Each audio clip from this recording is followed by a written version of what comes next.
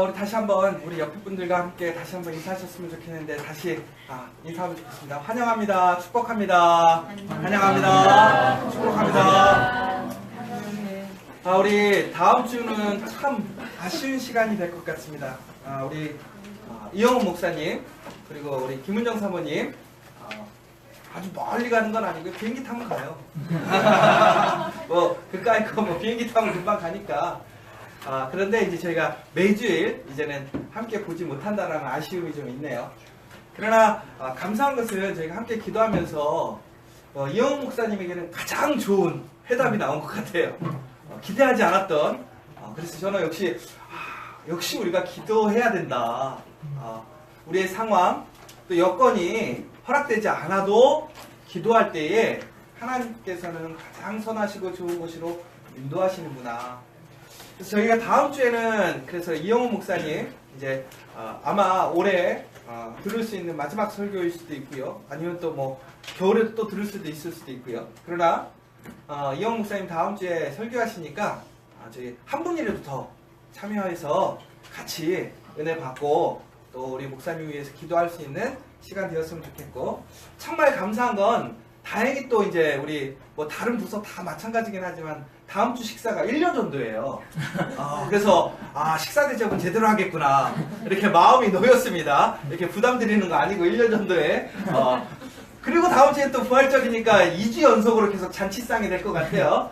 그래서 저희가 아무튼 힘내서 같이 잘 준비하고 또 축복하고 또 교제하시면서 또 우리 이영훈 목사님 통해서 은혜받는 시간 될 수 있도록 또 다음 주에는 꼭 한 번씩 챙겨서 함께 오시면 좋겠습니다. 지난주 설교가 이제 그러니까 2주 전이었죠. 이 요한복음 8장 1절에서 12절 말씀 들어가기 전에 서론 부분이었습니다. 근데 오늘도 이 말씀 들어가는 두 번째 서론에 대해서 오늘 이야기를 하려고 합니다. 그래서 아마 이게 부활절 때는 그 다음에 이제 본문 내용이 들어갈 것 같아요. 그래서 아무튼 오늘 그 두 번째 서론 이야기를 할 건데요. 기억나시는지 모르겠지만 여러분들 그딸 제가 이제 말씀을 전할 때 두 사람에 대해서 얘기를 했습니다. 어떤 사람이었냐면 우물가의 사마리아 여인, 그렇죠? 그 여인과 그 다음에 이제 가늠한 여인에 대해서 얘기를 하면서 참 힘든 사람이었다. 그런데 그 사람들은 예수님을 만나서 삶이 달라졌고 정말 새로운 삶을 살아갈 수 있는 기회를 얻었다. 이렇게 얘기를 했었는데요.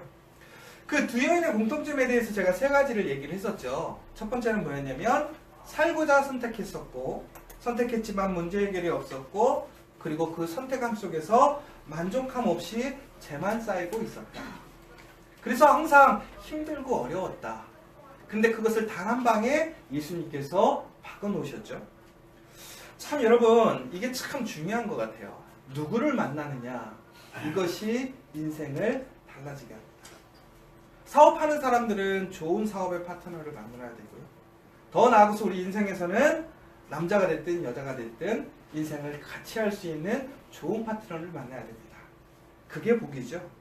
그렇게 되면 우리가 갖지 못해도 내가 그렇게 준비되지 못해도 그 사람으로 인해서 그 사람의 은혜를 입고 능력을 입는 것이 우리의 모습이 아닌가 생각되어집니다. 바로 이 여인도 마찬가지예요.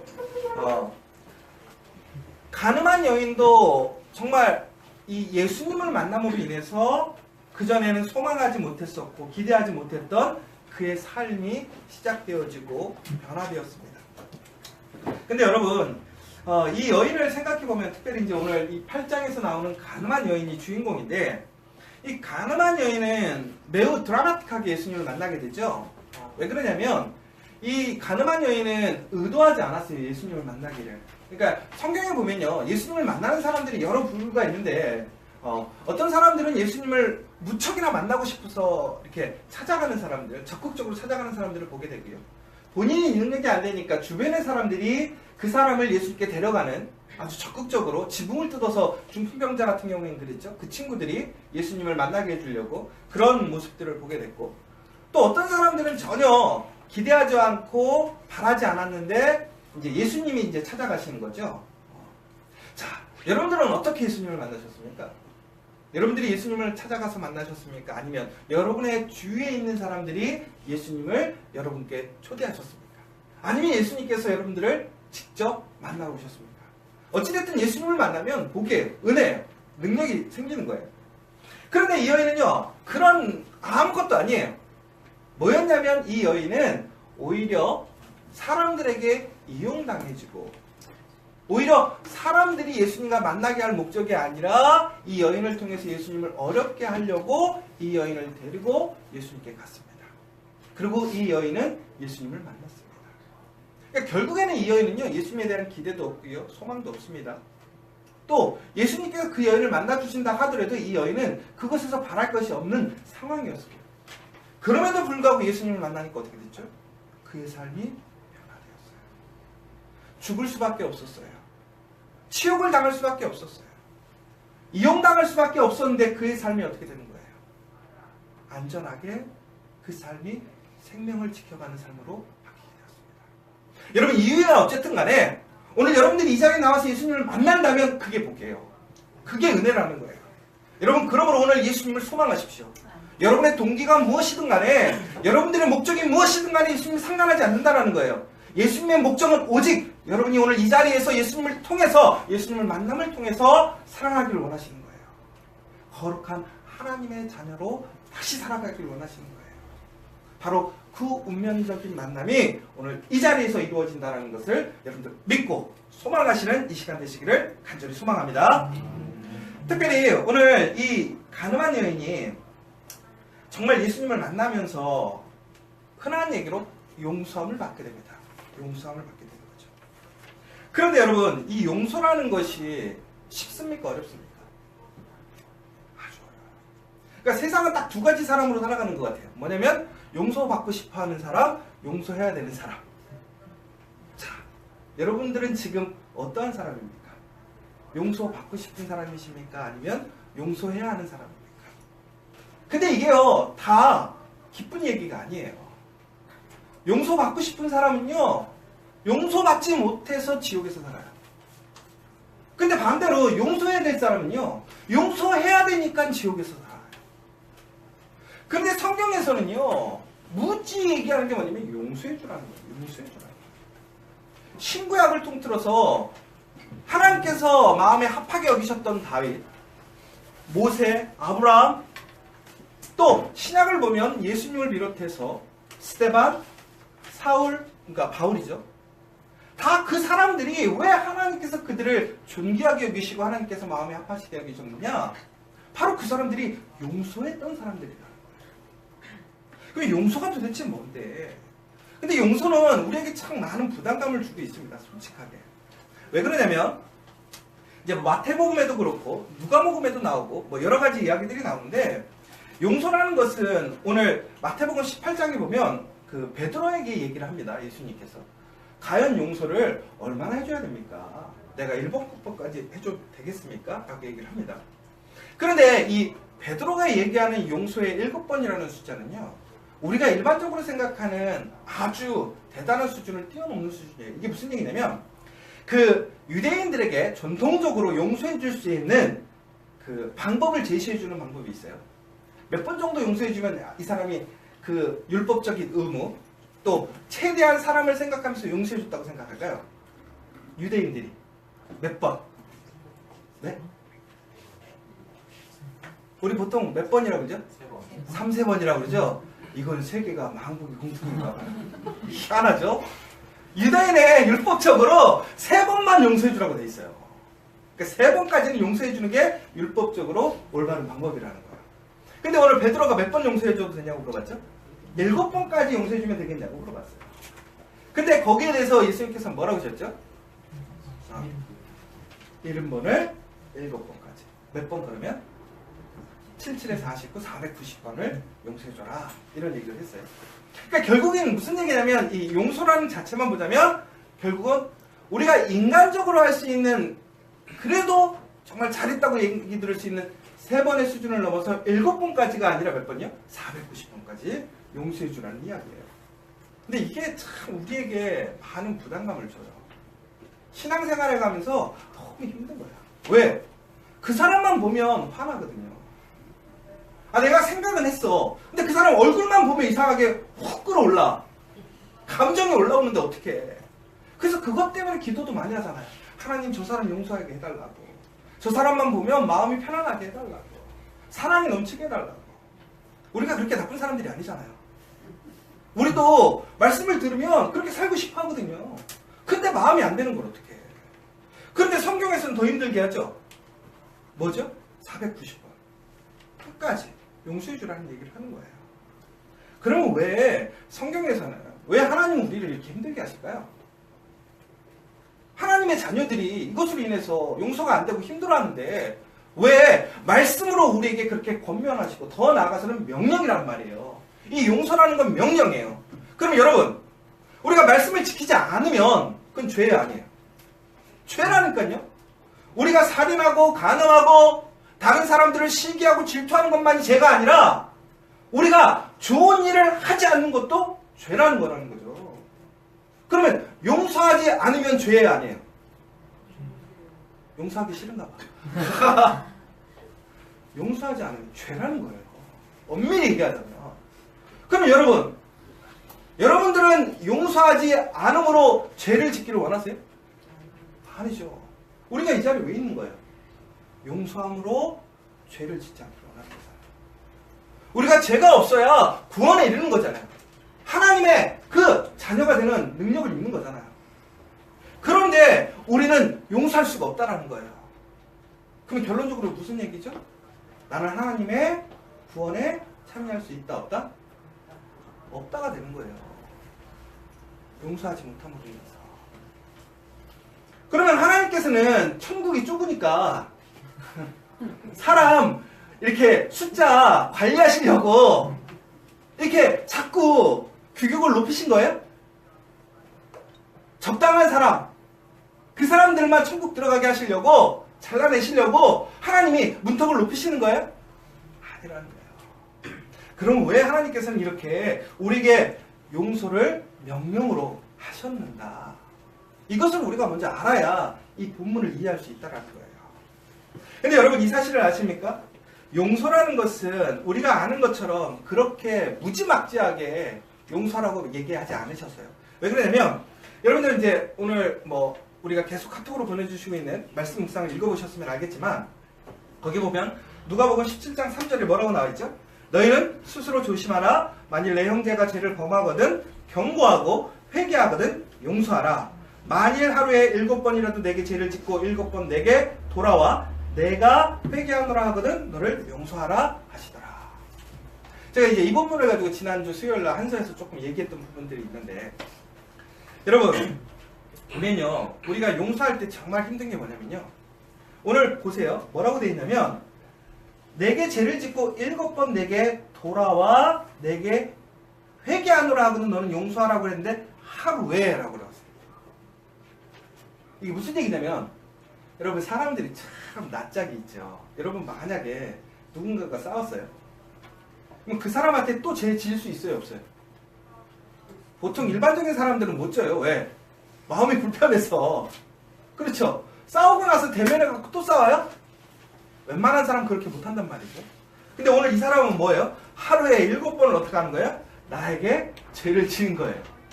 내 마음을 상하게 한 거예요. 나를 힘들게 한 거예요. 그러면 이 사람의 전제가 뭐예요? 나를 어떻게 보는 거예요? 아주 만만하게 보는 거예요. 나를 아주 한 사람으로 인정 안 하는 거예요. 여러분 한번 생각해보세요. 여러분 제일 화날 때가 뭐예요? 같은 말 2번 할 때 화나시죠? 우리 자녀들한테 왜 화나죠? 내가 몇 번 얘기했어? 몇 번 얘기하셨어요? 3번만 얘기하면 친구가 끝나요. 그쵸? 그런데 오늘 몇 번이에요? 하루에 7번을 나에게 죄를 지어도 어떡하라고요? 용서해 주라고. 그러실 수 있어요? 쉽지 않아요. 근데 여기서 굿뉴스가 있죠? 뭐죠? 그냥 용서해 주라는 게 아니에요. 조건이 붙었어요. 뭐라 붙하면 죄를 범하거든 경고하고 두 번째는 뭐예요? 회개하거든 용서하라. 그럼 말을 바꿔볼게요. 뭐예요? 용서 받으려면 회개하고 경고를 수용하면 용서를 받을 수 있다. 이게 굿뉴스죠. 그러니까 여러분들이 용서를 할 때 이 사람이 내가 하는 경고를 수용하고 그 다음 뭐죠? 회개하면 어떻게 하라는 거예요? 용서해줘라. 근데 안 하면 용서 안 해줘도 된다. 아, 이제 좀 마음이 여유가 생기죠? 야, 그래, 하나님은 역시 선하신 하나님이야. 시험을 피할 길을 주신다고 했더니 이게 그건가? 근데 여러분 잘 보셔야 돼요. 이제 말씀을 우리가 오해하면 안 되니까. 그런데 왜 이렇게 얘기하셨는가? 좀 생각해 봅시다. 이게 더 중요한 것 같아요. 근데 여러분, 이 회개라는 거는 결국은 용서의 전제인데, 이 회개는요, 엄밀히 보면 용서와 하나라는 거예요. 왜 그러냐면, 이 용서라는 것은 결국은 사람의 성품이 아니에요. 속성이 아니에요. 누구의 거냐면, 하나님의 속성이에요. 그래서 극단적으로 얘기하자면, 용서할 수 있느냐, 없느냐가 내가 하나님의 사람이냐, 하나님과 함께하고 있느냐를 구별 지을 수 있는 아주 기준이 될 수도 있다는 거예요. 내가 정말로 누군가를 용서하고 싶은데 용서가 안 돼! 그러면 내가 그 사람을 욕하기에 앞서서 내가 먼저 하나님 앞에 회개해야 된다는 거예요. 왜? 내 안에 누가 없는 거예요? 하나님이 없는 거예요.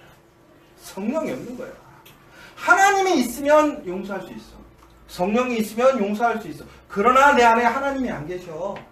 성령이 충만하지 않아 결코 용서할 수 없다라는 거죠. 그런데 여러분, 하나님께서는 단순히 우리에게 이렇게 명령하시고 그냥 문법적으로 우리에게 이야기하시는 것이 아니라는 거죠. 왜 그러냐면 하나님께서는 우리에게 용서하기에 앞서서 회개하라고 명령하시는데, 이 회개의 명령은 단순히 하나님이 우리에게 죄를 인정받고 싶으셔서 그 마음 상한 것을 위로받고 싶어서 회개하라는 것이 절대 아니라는 거예요. 왜 그러느냐? 성경에 보시면요, 뭐라고 되냐면 이사야 55장 7절에 보면 악인은 그 길을, 불의한 자는 그의 생각을 버리고 여호와께로 돌아오라. 그리하면 그가 긍휼히 여기시리라. 우리 하나님께로 돌아오라. 그가 너그럽게 용서하시리라.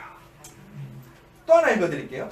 이제 이거 표준 세번역으로 제가 읽어드릴게요. 에스겔 33장 11절에 보면 뭐라고 되어 있냐면, 너는 그들에게 전하여라. 나 주 하나님의 말이다. 내가 내 삶을 두고 맹세한다. 나는 악인이 죽는 것을 기뻐하지 않고 오히려 악인이 그의 길에서 돌이켜 사는 것을 기뻐한다. 너는 돌이켜라. 결국 이게 뭐냐면 너희는 회개하라.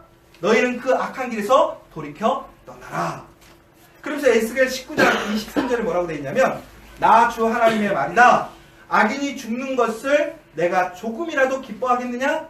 오히려 악인이 자신의 모든 길에서 돌이켜서 사는 것을 내가 참으로 기뻐하지 않겠느냐? 그리고 32절에 죽을 죄를 지은 사람이라도 그가 죽는 것을 나는 절대로 기뻐하지 않는다. 그러므로 너희는 회개하고 살아라. 회개하고 살아라. 나 주 하나님의 말이다. 결국은 무슨 얘기냐면요, 용서에 앞서서 회개하라는 것은 결국은 뭐예요? 회개는 용서가 동반된다는 거예요. 바로 그 전제가 된다는 거예요. 더 나아가서 회개하면 용서받는다라는 믿음이 우리 안에 있어야 된다는 거예요. 그래서 하나님께서는 어떻게 하신 거예요? 이것을 말씀으로 약속하셨다는 거예요. 그러므로 우리가 하나님께 회개하면 뭐 하는 거예요? 용서받을 수 있는 거예요. 그런데 왜 우리가 회개하지 않아요? 믿지 못하는 거예요. 그런데 하나님은 어떻게 하셨어요? 그의 가장 사랑하는 아들 예수 그리스도를 우리에게 보내셨어요. 뭐 하시려고? 우리가 회개하면 용서해 주시려고. 하나님은 그 말씀을 지키시기 위해 가장 귀한 자신의 아들 예수 그리스도를 우리에게 내어주시면서 어떻게 하신 거예요? 그 회개에 대한 용서의 약속을 확증하셨다는 거예요. 사랑하는 여러분, 하나님께 회개하면 용서받는 거예요.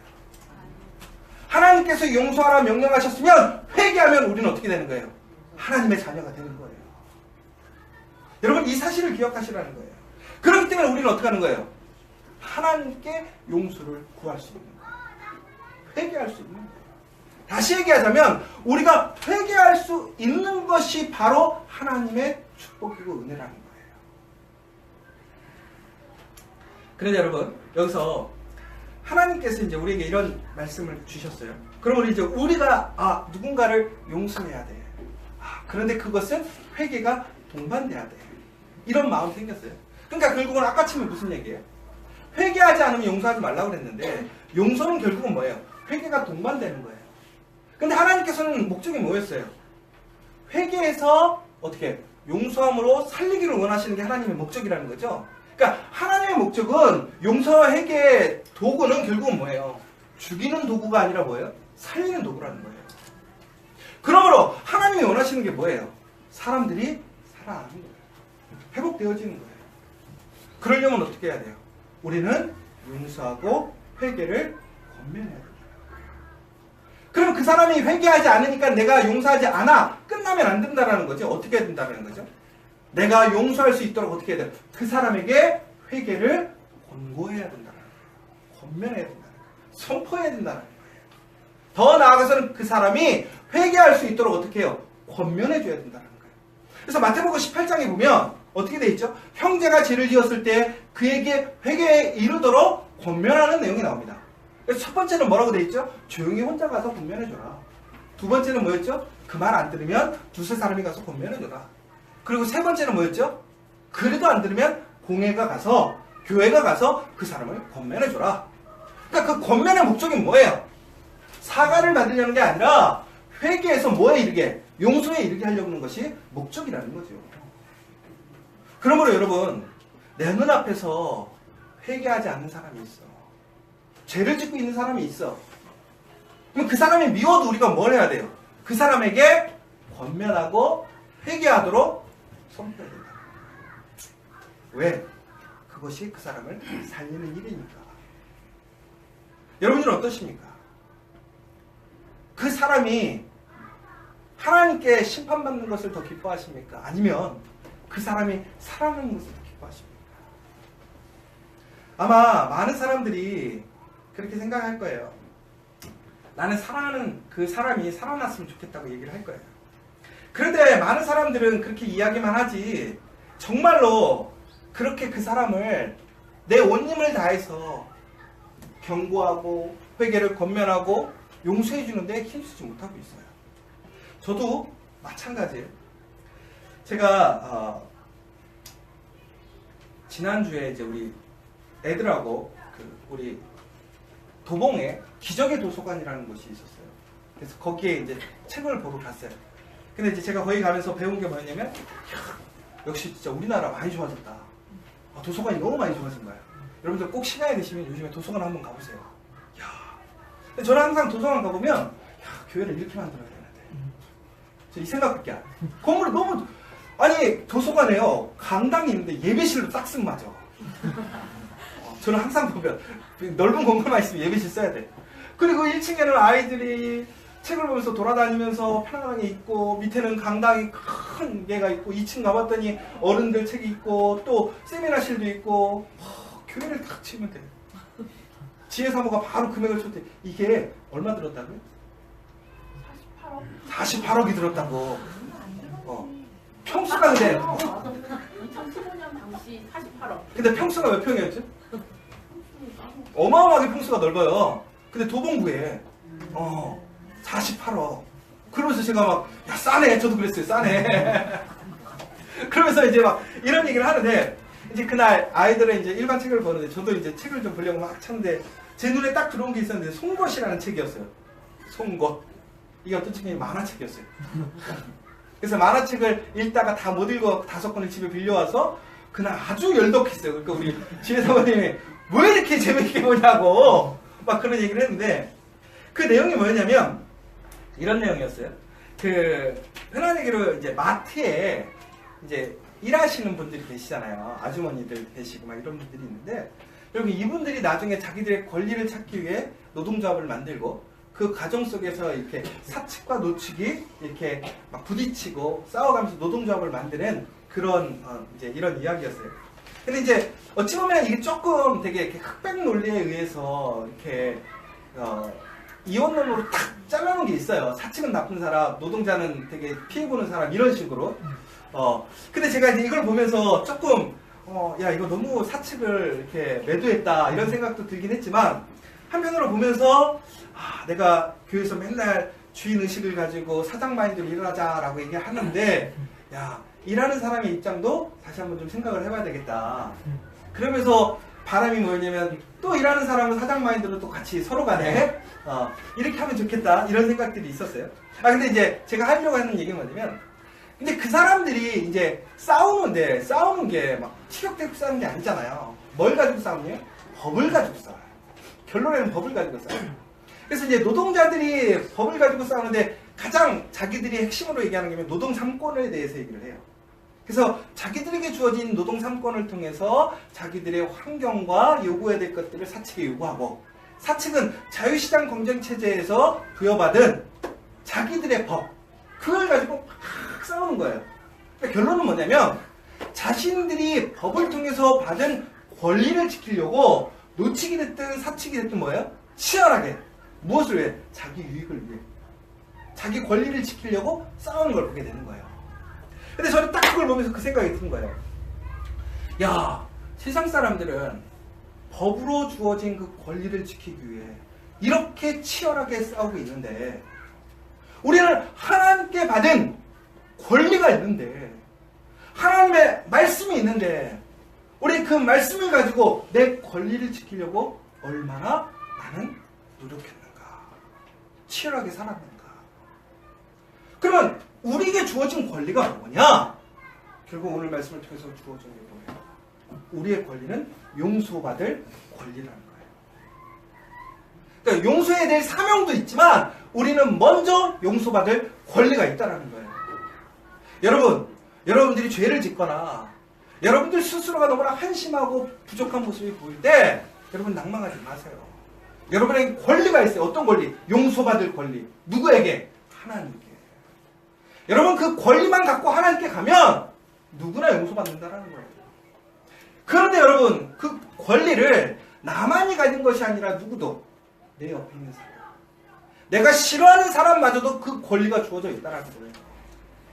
그런데 성경에서는 그 권리를 지키고자 힘썼던 사람들을 하나님은 기뻐하시고 하나님 마음에 합하시고 그 사람들에게 축복을 주셨더라는 거예요. 대표적인 사람이 누구예요? 아브라함. 의인 10명의 사건.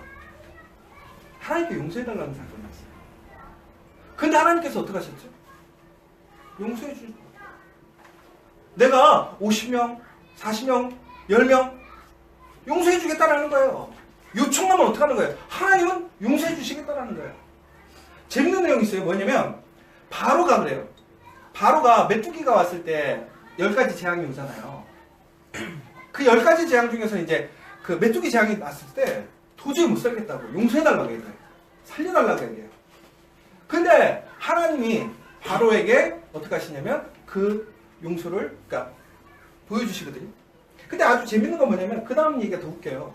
바로 하나님께서 그의 마음을 완악하게 하셨다. 그리고 또 제재요. 그래서 그게 몇 번까지 간 거죠? 10번까지 간 거예요. 그러니까 하나님 되게 웃긴 거야.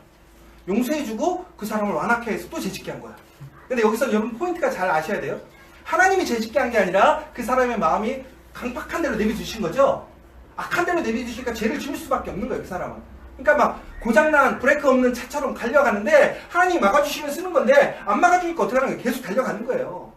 근데 하나님이 한 번씩 태클 걸어서 스톱해 주시는 거죠. 근데 되게 재밌는 게 뭐예요? 이 사람은 고장난 차에서 손 띄면 어떻게 되는 거예요? 또 달려가는 사람인 거예요. 그럼에도 불구하고 하나님께 용서를 구하니까 어떻게 하셨어요? 하나님이 용서해 주셨다라는 거예요. 이게 얼마나 놀라운 일이에요. 여러분, 그러니까 용서를 강구해야 돼요. 구해야 돼요. 소망해야 돼요. 더 나아가서는 여러분 이제 요셉의 형제들이 어떤 생각을 가졌냐면 요셉을 어쩌려고 했죠? 죽이려고 했단 말이에요. 함정에 빠뜨려서 팔아버렸어요. 그래서 요셉이 나중에 이 형들을 대면하는 순간 완전히 형들이 들꼬리 옥상했죠. 왜? 자기들과 신분의 격차가 확 차이가 났잖아요. 요셉은 애굽의 총리가 되었어. 권세를 갖고 힘을 갖고 있어. 근데 자기들은 뭐예요? 형한테 밥 빌어먹으러 온 정말 이방인. 완전히 나약한 사람들이 된 거죠. 그전엔 자기들이 힘이 있었고 더 많은 숫자가 있었기 때문에 요셉을 죽일 수도 있었어요. 그런데 지금 상황이 역전된 거야. 그러자 그 상황 속에서 요셉이 그들을 용서해 줍니다. 근데 나중에 이제 야곱이 죽잖아요. 야곱이 죽자마자 그들이 요셉에게 와서 뭐라고 그러죠? 아버지한테 약속한 것처럼 우리 용서해달라고 그래요. 요셉이 어떻게 했어요? 나 이미야. 용서해줬다 이거예요. 내비둡니다. 요셉이 어떤 사람이에요? 용서하는 사람이었어요. 용서하는 사람. 성경에 보면요, 이렇게 용서해주는 사람들에게 하나님의 은혜가 있어요. 하나님은 그 사람을 사용하셔서 하나님의 선하신 일들을 이어나가요. 여러분, 정말 하나님께 사용되어지는 사람이 되고 싶으십니까? 하나님의 귀한 사역에 참여하고 싶으십니까? 그러면 용서하는 사람이 되십시오. 나를 죽이려고 했던 사람, 나를 실망시키는 사람, 나를 정말 힘들게 하는 그 사람을 용서할 수 있는 사람이 돼야 돼요. 바로 그 사람들을 하나님은 축복하시는 거예요. 그 가정을 축복하시는 것이고 그 사업을 축복하시는 거예요. 왜 하나님께서 우리에게 풍성한 물질을 주십니까? 그 사람의 그 물질을 통해 하나님의 일들을 만드시기 위해서. 여러분, 이 사실을 보십시오. 용서하는 사람이 되어야 돼요. 그런데 하나님께서는 이제 우리가 용서를 구할 수도 있고 용서를 해야 되는 상황 속에서 다시 한번 강력하게 이렇게 얘기를 하십니다. 어떻게 얘기하시냐면, 이제 신약에 보면 이제 우리가 여러 가지를 좀 보게 되는데, 이 신약에서 특별히 예수님께서는 아주 여러 번 용서에 대해서 얘기를 하는데 아주 구약보다 더 강력하게 얘기를 하고 계십니다. 제가 좀 읽어드릴게요. 보면 우리가 이제 그 용서에 대한 이야기가 마태복음 6장 14절에 보면, 너희가 사람의 가시를 용서하면 너희 천부께서도 너희 가시를 용서하시려니와, 또 너희가 사람의 가시를 용서하지 아니하면 너희 아버지께서도 너희 가시를 용서하지 아니하시리라 라고 얘기를 하시고요. 또 더 나아가서 비판받지 말라, 그리하면 너희가 비판을 받지 않을 것이요, 정죄하지 말라, 그리하면 너희가 정죄를 받지 않을 것이요, 용서하라, 그리하면 너희가 용서를 받을 것이요, 그렇게 얘기를 하고 있고요. 또 하나는 가로되 나는 소 5개를 샀음에 시험하러 가니 첫째 나를 용서하도록 하라 하고, 이렇게 나와 있어요.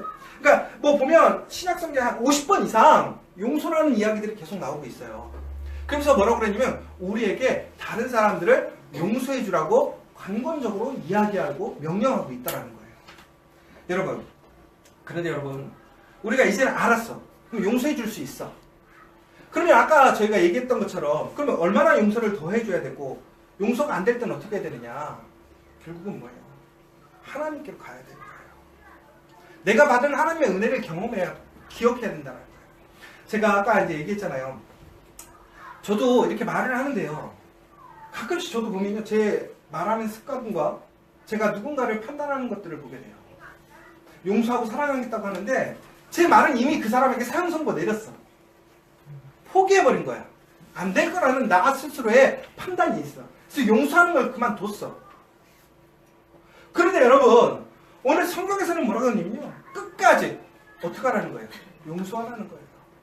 490번 용서하라는 거예요. 근데 나는 포기해버려. 왜? 내가 할 수 있는 수준이라고 생각하는 거예요. 여러분, 용서의 수준을 올려야 돼요. 용서의 한계를 올려야 돼요. 이게 무슨 얘기냐면, 아까도 제가 말씀드렸던 것처럼 우리가 아까 용서할 수 있는 그 한계가 인간적으로 최대한 해도 7번밖에 안 되는데, 예수님께서는 우리에게 몇 번? 490번을 용서해 주라는 말이에요. 그러면 이게 사람의 한계와 하나님의 한계는 다르다라는 거죠. 그럼 우리가 하나님을 믿는 사람이라면 어느 수준에 이르러야 되는 거예요? 하나님의 한계에 이르러야 된다는 거예요. 그것을 소망하고 그것을 꿈꾸는 사람이 돼야 된다는 거예요. 안 돼! 그럼 어떻게 해야 되냐 이거예요. 자, 오늘 아침에 일어나셨어요? 여러분들 아침에 일어나시는데 그 일어나는 시간에 너무나 몸이 가뿐하게 뻘떡 일어나서 교회 가야지 하고 나오신 분 계세요? 저도 그랬어요. 저도 아침에 안 왔으면 했어요. 아침에 안 왔으면. 그렇다고 계속 죽고 싶지는 않아요. 이게 무슨 얘기냐면요, 우리가 일어나야 돼. 근데 여러분들 일어날 때 선한 마음으로 일어나는 사람 있어요? 기쁜 마음으로 일어나는 사람 있어요? 소풍 갈 때 빼놓고 옛날에, 그죠? 일상적으로 보면 우리 대부분 아침에 기쁘게 안 일어나요. 정말 우리가 예배하러 가는 그 시간마저도 일어날 때 힘들어. 근데 왜 일어나? 일어나야 교회를 가니까. 일어나야 일하러 갈 수 있으니까 일어나는 거예요. 마음하고는 상관없어. 뭐 때문에 가는 거예요? 사명 때문에, 일 때문에 가는 거예요. 결국은 뭐예요? 용서라는 게 이거랑 똑같다는 거예요. 뭐 하는 거죠? 이게 우리 일이에요. 사명이에요. 그런데 그 사명에 맞춰서 일어나면 그 사람은 어떻게 되는 거예요? 그 하루를 얻는 거예요. 그 하루를 통해서 하나님이 주시고자 하는 복을 경험할 수 있는 거예요. 근데 포기해버려. 일어나고 싶지 않다고 회사 안 나가. 일하러 안 가. 어떻게 돼요?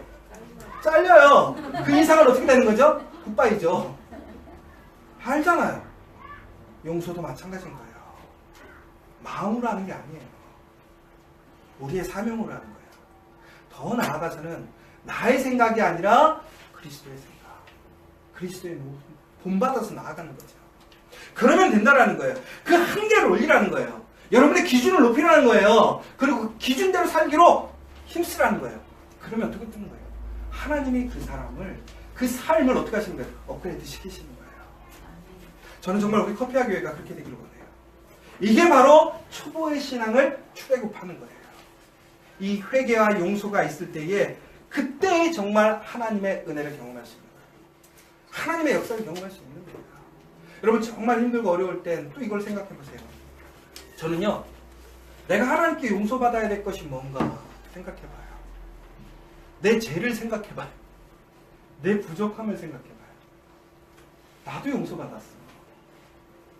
하나님이 나도 용서하셨어.